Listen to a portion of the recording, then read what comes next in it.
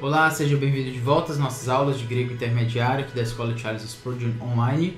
Sou o professor Felipe Prestes. Nós estamos na nossa 18ª aula aqui se tratando sobre os artigos, né? Especificamente tratando agora sobre os artigos genéricos, artigos como uma classe, artigos categóricos, como você preferir chamar. Na última aula, continuamos com as ilustrações, nesta aula ainda assim, explicando texto após texto, aplicando da forma como nós podemos fazer melhor para que a apresentação do conteúdo não se torne meramente teórica, mas também textual. Enfim, essa é uma ênfase que eu quero sempre lembrar para que você também aprenda a estudar grego dessa forma, certo? Textualmente e não só teoricamente falando. Sem mais delongas, Romanos 13, versículo 4, vamos começar aí já com a nossa tradução, certo? Vamos entender aí o texto a partir da sua leitura, tradução no português e depois tradução palavra por palavra. Theougar diakonos estin soi eisto agathon eande tokakon poies phobu ugar eike ten machairan forei.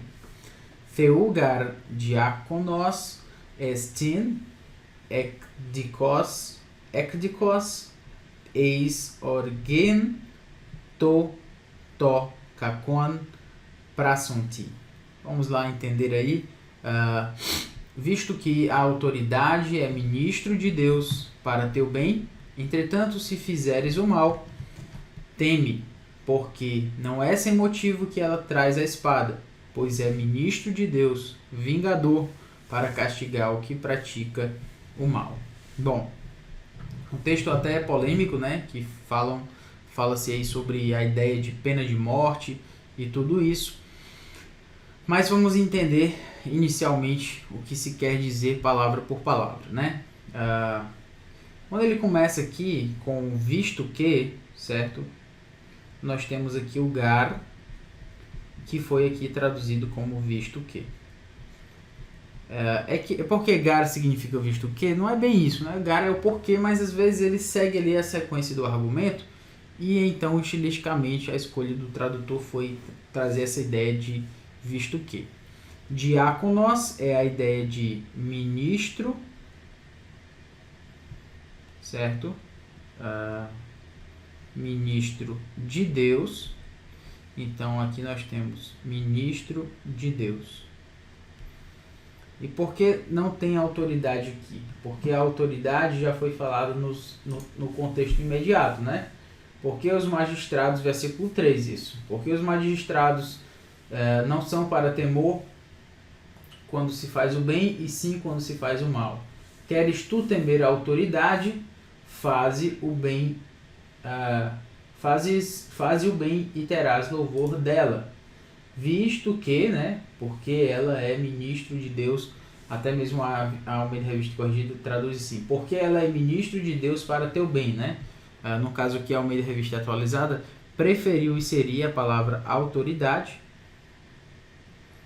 Ok? A gente entende porque foi falado no versículo 3, mas para que você entenda que essa palavra não está aqui no versículo, ela é puxada do versículo 3 para cá estilisticamente, certo? Lembra sempre do toque que eu tenho falado.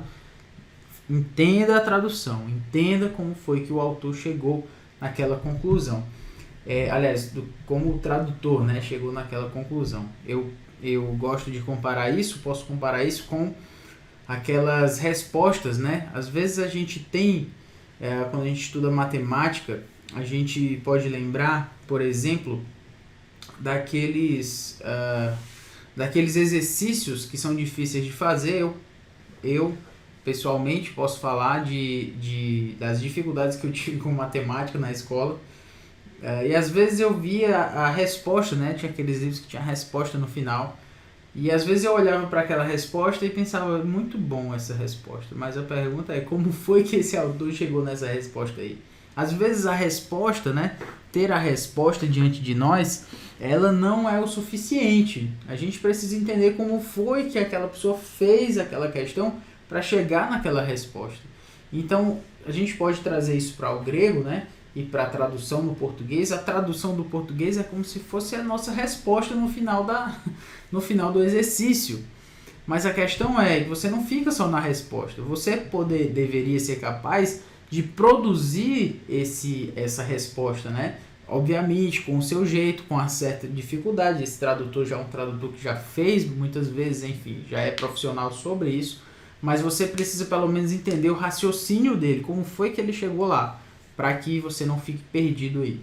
Então, pensando sobre isso, só nos lembrando que o autor, originalmente aqui, Paulo, em Romanos 13, versículo 4, essa parte que não tem a palavra autoridade, mas o tradutor tomou essa palavra do contexto anterior e colocou aqui no versículo 4, certo? Estin então a autoridade é ministro de Deus, como já colocamos, né? Diáconos, lembra de servo, né? De ministro, enfim, essa ideia de Deus. Soi eisten agathon, né? Então, ela é ministro de Deus para ti, para o bem. Literalmente é isso, lembra? A gente precisa entender literalmente. Então, soi seria literalmente para ti, e eisto agathon é a ideia de para o bem. Como foi que eles traduziram? Para teu bem, que faz todo sentido. Mas literalmente, para ti, para o teu bem. E aí ele vai que é entretanto, porém, enfim, mas, se, é an, poies, que é se fizeres. Então, se fizeres tokakon, se fizeres o mal, fobu, ou seja, teme. Se fizeres o mal, teme. Por quê? Porque, lembra de fobu? Aqui a gente tem a ideia de fobia, né? Então, aracnofobia, né? Aquele filme antigo aí. Aracnofobia e outras fobias aí, né? Que a gente poderia ter. Claustrofobia são palavras que trazem a ideia de fobia, ou seja, de medo. É daí que vem a palavra fobia, vem do phobos do grego, que significa medo. Então ele diz aí, teme, aí é o verbo, né, no imperativo, teme, fobu, vale até a pena a gente entender aqui, ele está exatamente no imperativo, né, o verbo mesmo é phobelmai, ele aparece 95 vezes no Novo Testamento, é um bom número, né? Então, fobu, verbo phobelmai, que aparece 95 vezes no Novo Testamento. Bom, vamos lá. Ainda em Romanos 13:4, a gente tem aqui, temes o mal, porque não é, aí aqui a gente não, a gente tem o não, certo? E aí nós temos aqui eike, ou seja, não é sem motivo, a ideia do eike é sem motivo, certo? Forei é o verbo forei está ligado ao verbo foreo, que significa levar, né? Levar consigo, enfim. Então não é sem motivo que ela traz. E aí nós temos ten mahairan, certo? Não é sem motivo que ela traz ten mahairan. Nossa, tem muita coisa para falar aqui sobre isso. Eu estou já me segurando aqui, mas vou me segurar para a gente terminar essa tradução. Pois, feu diáconos, ou seja, mais uma vez, posição predicativa. Nós temos aqui ela na verdade não é predicativo, porque nós temos o estin aqui. Então, pois diáconos, ministro, feu, de Deus. E aí nós temos aqui ektikos. A palavra ektikos é uma palavra interessante para a gente analisar, que é exatamente vingador. Palavra ektikos, ela traz uma ideia aí de vingador, né? E aí ela aparece em Romanos 13 e 4 e também em 1 Timóteo capítulo 4, versículo 6, ou seja, não é tantas vezes assim em que ela aparece. Enfim, nós temos aqui o vingador. Então, ele é vingador. E aí nós temos aqui para castigar, eis orgen, ou seja, para castigar, para derramar sua ira, né, vamos dizer assim, sobre o to prasonti, sobre o que pratica, to kakon, né, o que pratica o mal, certo? O que pratica o mal. Então, como eu falei, a gente tem aqui a ideia que a gente quer salientar exatamente aqui com o artigo antes de ten mahairan, certo? A gente tem outros artigos aqui interessantes, olha, tokakon, que é o que pratica o mal. Então é o mal, o artigo ligado a uma ideia genérica não, abstrata, né? Como a gente colocou, enfatizando as qualidades ali do que é abstrato, certo? Tonagathon também a ideia do abstrato, como a gente já salientou, né? Ligado às qualidades daquilo que é abstrato, aquilo que é bom, enfim. O que pratica o mal, novamente aqui colocado. Então, mais uma vez, um artigo ligado ao que é abstrato, enfatizando as qualidades daquele objeto, daquilo que é mal, enfim. Então, são artigos que vão aparecer aí, vale a pena a gente poder analisar e saber qual é o tipo de artigo que está sendo utilizado, mas aqui finalmente a ideia de espada, né? Traz a espada.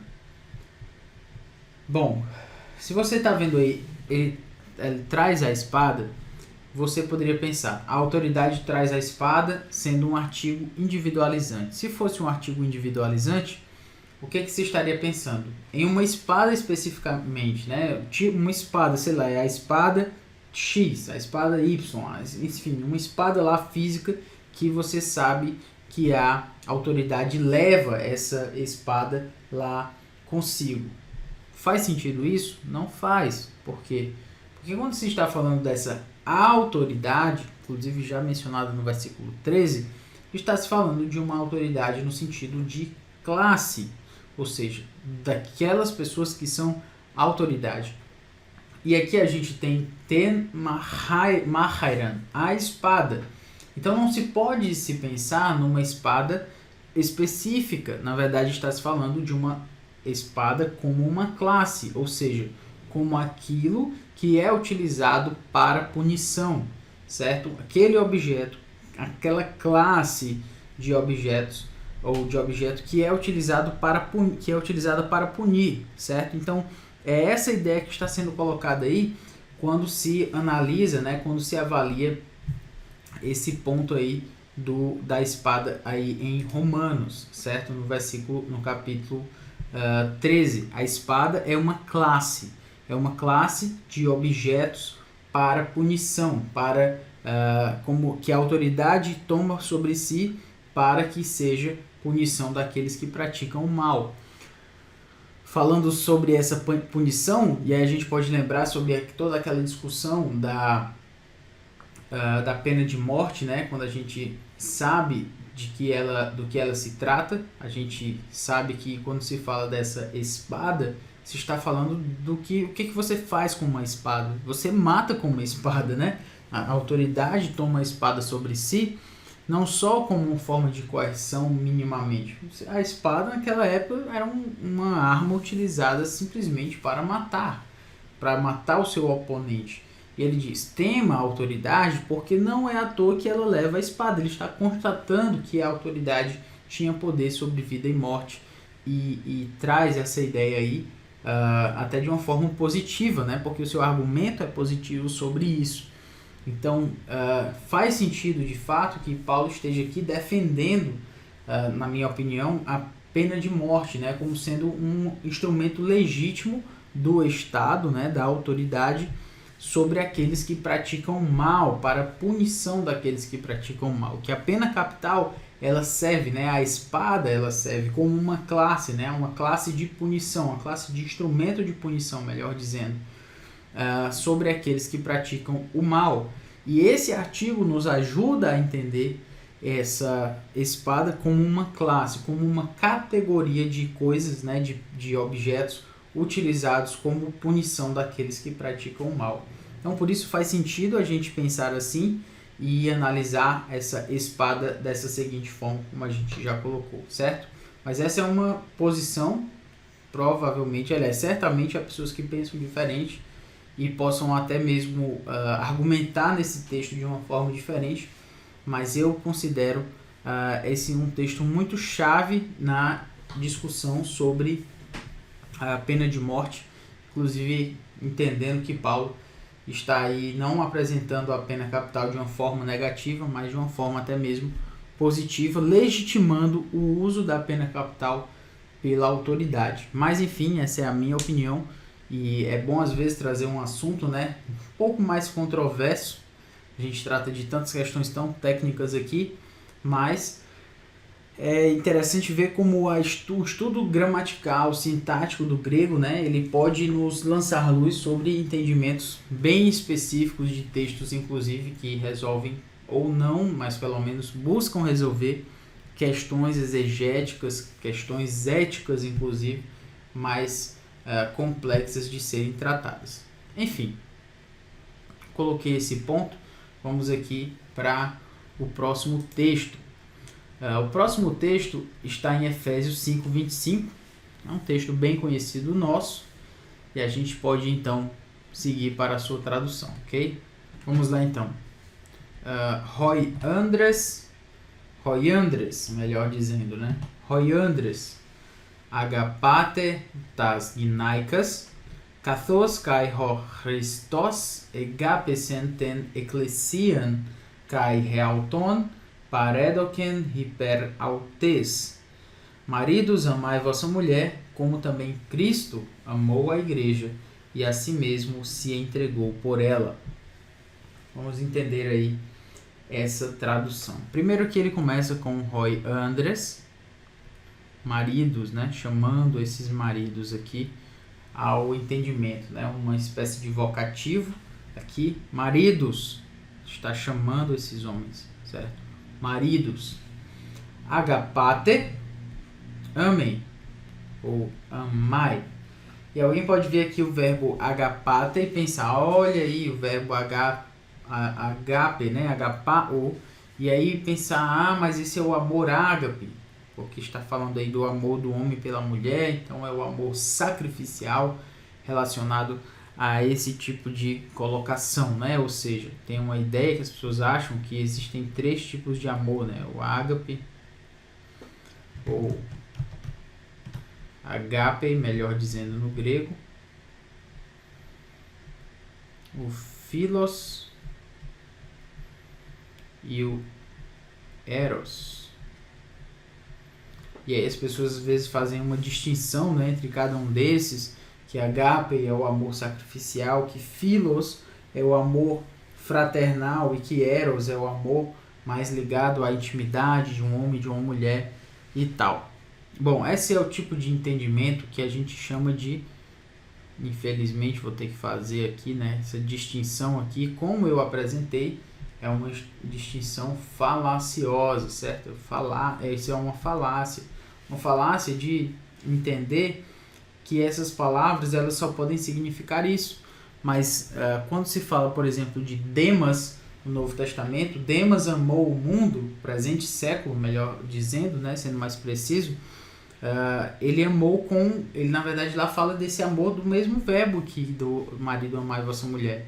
Então quer dizer que dá para o marido amar a mulher do mesmo jeito que, da mesma forma, enfim, com a mesma categoria que Demas amou o presente século? Não é bem isso que se está colocando, né? Então a ideia é mostrar que essa distinção entre três tipos de amores, ou três tipos de amor, ela é uma distinção que não é muito bíblica. Ela é mais algo que alguém criou e que faz talvez algum sentido para algumas pessoas, mas nem de longe é aquilo que o texto pode apresentar. Enfim, das gnaicas, nós temos então vossa mulher. Então, amai vossa mulher. Kathos, como, de acordo com, né, como, kai, ou seja, como também, ho, Christos, como também Cristo, egapesen, amou, ten ecclesia, como Cristo amou a igreja, kai realton, e a si mesmo, paredoken, ou seja, se entregou, hiper autes, se entregou por ela, certo? Se entregou por ela. Muito bem. Vamos analisar aí rapidamente aqui o artigo, né? Nós temos aqui Roy Andres, ok? Ou seja, maridos. Não, o que Daniel Wallace vai nos mostrar é que não é que Paulo esteja falando dos homens lá da Ásia Menor, lá de Éfeso, esses homens é que devem amar a mulher deles. Claro que não. Os homens, os maridos, e aí a gente poderia inserir aqui, vamos colocar da seguinte forma, como uma classe. Então, como uma classe. Então, o que se quer dizer com isso? Os maridos como uma categoria, ou seja, todos eles, se você é marido, se você está dentro da classe maior chamada maridos, certo? Seja lá de onde você for, se você é do Japão, se você é do Brasil, se você é dos Estados Unidos, se você é da China, enfim, se você é marido, independente do seu lugar, independente de onde você está, independente, enfim, de uma série de coisas, independente de tudo isso, você tem que amar a sua mulher, porque você faz parte da classe dos maridos, certo? E essa discussão aí, ela é uma discussão que Paulo traz justamente porque ele está em Efésios lidando com grupos de pessoas. Paulo vai fazer isso em Efésios, vai fazer isso em Colossenses também, ele toma um grupo de pessoas. Servos, façam isso, ou seja, vocês que estão dentro da categoria dos servos. Mulheres, ajam assim. Então, as mulheres que estão dentro obviamente, da categoria das esposas ou das mulheres, enfim, se você é mulher, jovens e tal. Filhos, pais. Ele está chamando várias categorias de pessoas para dizer o que elas devem fazer, para dar ordens para elas. Então, obviamente, Paulo não está falando do grupo de pessoas de Éfeso somente pessoas do grupo lá da Ásia Menor. Ele está falando de qualquer pessoa. E aí ele traz essa explicação. A ordem não deveria diferenciar entre alguns maridos de Éfeso e da Ásia Menor como em oposição a outros. Não é essa distinção que ele está fazendo. Mas distinguir os maridos das outras classes. Os maridos na igreja, especificamente, né? Em oposição, por exemplo, às esposas e aos filhos. Eles são vistos coletivamente como um todo. Aqui está a palavra-chave. É quando a gente olha para algo como um todo, como uma estrutura maior que se está percebendo. Então é isso, espero que você tenha gostado da nossa aula. Na próxima aula continuaremos com esses exemplos aí. Deus nos abençoe. Valeu, até mais.